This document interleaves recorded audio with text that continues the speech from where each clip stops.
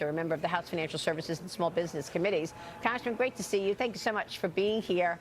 I mean, no doubt we saw what happened in terms of the huge success and the decoys and the no leaks in terms of the White House's action and the commander-in-chief directing our military. How would you assess the operation? Well, I agree with you. It was a complete success, without question. Our intent was to destroy, set back, if you will, Iran's, the terrorist state of the world's nuclear capabilities, and that was done. You know, sadly, there was some leak from a rogue individual at the Pentagon, and the media picks up on it, trying to give Iran the benefit of the doubt. Look, their nuclear capabilities were annihilated. That was the intent.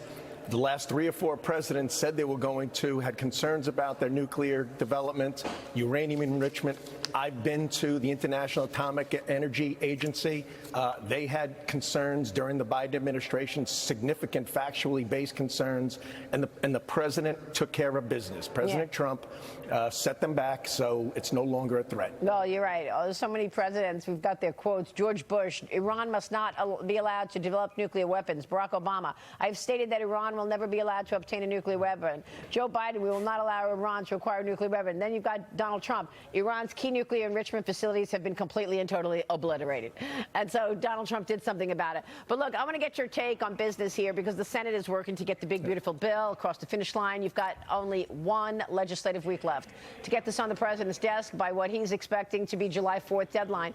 The president posted on Truth Social yesterday, to my friends in the Senate, lock yourself in a room if you must. Don't go home and get the deal done this week. No one goes on vacation until it's done. Treasury Secretary Scott Bessent also weighed in on the SALT deduction yesterday to Fox. Here's what he said. Watch. What's the biggest holdup with SALT? The fact that there seems to be an inconsistency on the Republican position in the House and then the Senate. I think that both sides are working through, and we'll have a solution to that next 24, 48 hours. I would just add, I had a very successful lunch meeting with the senators. I think that we are on track for hopefully for a vote this Friday for July 4th for the tax bill. President is doing peace deals, tax deals, trade deals, so he's done a peace deal. I think we'd have the tax deal done by July 4th, and then we can finish with the trade deals. So what do you think, Congressman? What are you expecting this to look like when you get it back in the House? A lot of revisions for the Senate? Well, I tend to agree with Secretary Bessent. I think he's doing a great job. And as a matter of fact, I think we will have the Senate bill be able to be passed on the House floor by Saturday. There's only a couple of provisions. I mean, one, of course, the SALT. That's being worked out with income thresholds. And then a subsidy, if you will, for rural hospitals, which will make up for perhaps some of the federal ratios for Medicaid, but they will be supplemented to satisfy the hospital needs. So, yeah, I think we're going to have something Saturday morning, Maria, and then we should be done here for a few days. So we shall see. You think you're going to get something Saturday morning, this Saturday, or are you talking about Saturday, July 4th weekend? I mean this Saturday, could be Sunday, sometime this weekend. We should get the Senate bill, and we'll debate it some, but I think it'll be acceptable to our vast majority, with the exception of 1 or 2. And 1 or 2, does that include New Yorkers or Californians who are worried about the SALT deduction? Do you think you're going to get the SALT cap to a level that Mike Lawler can vote for? I do. We have to. This bill is so important to my constituents. I mean, it's $4,000 in tax increases will occur. Small businesses will be annihilated. We won't codify the border security and border control that the president has delivered. Yeah. Energy would be set back. Look, we're in pro-growth mode, and this bill is a big step in the right direction. It's not the end. It's the beginning, as I've been saying very often, and that leads into the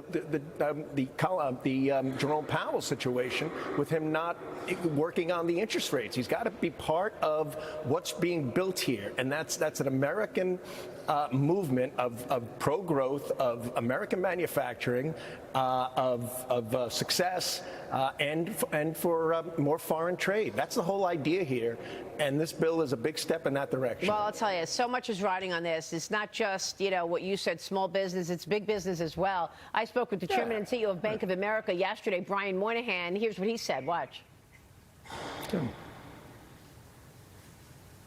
Your thoughts on what do you want to see in terms of policy in this big, beautiful bill that will be important to accelerate growth for your sector and the broad economy? I think the number one thing is to actually extend the tax rates, because what people are losing the context is these tax rates were meant to get the U.S. competitive on taxes for corporations, so that they weren't remember, back to people were exporting business outside the United States for lower tax rate reasons. Is this a front center issue?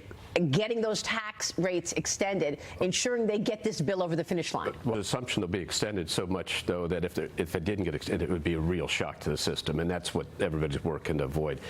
On the debt, the interesting thing is that debt is more of a front and center topic in America today. I'd say that the taxes really, everybody's assuming to get through, it would be a real shock to the system. They don't. So a shock to the system means if this doesn't happen, we could see the markets go down. I mean, Jay Powell was on Capitol Hill yesterday, and he's on again today, as you know. He will testify before the Senate Banking Committee. But what was your sense of what Jay Powell said to the House yesterday, in fact, saying he's not rushing to cut rates right now, tracking a wave of potential price hikes and waiting for more clarity before making a move, Congressman? Yeah, once again, he's really just not on board. He's not embracing what's going to be done here. And what Moynihan was talking about was bonus depreciation. It was the enhanced 199A. It was things that will regulatory reforms that will help banking, which we're passing. And Jerome Powell yesterday is just slow handing it and anticipating what shouldn't be anticipated, and that's some sort of inflationary increase which hasn't occurred due to tariffs. We only import 14% of our GDP. There are alternatives to any increase in pricing that could take place. So, a 1% reduction, Maria, in interest rate, and we're at 4.5 basically right now. We were at 2.5 a couple of years ago. That seemed to be the norm. If we could bring it down a half a point or even 1 point, we save on our national debt, on our service on debt, $200 billion, and it will add $290 billion to our GDP. Yeah. So it just makes sense. We're in investment mode. We're in growth mode.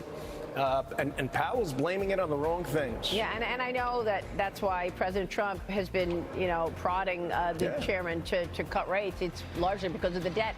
But Congressman, real quick before you go, your state is a big energy state.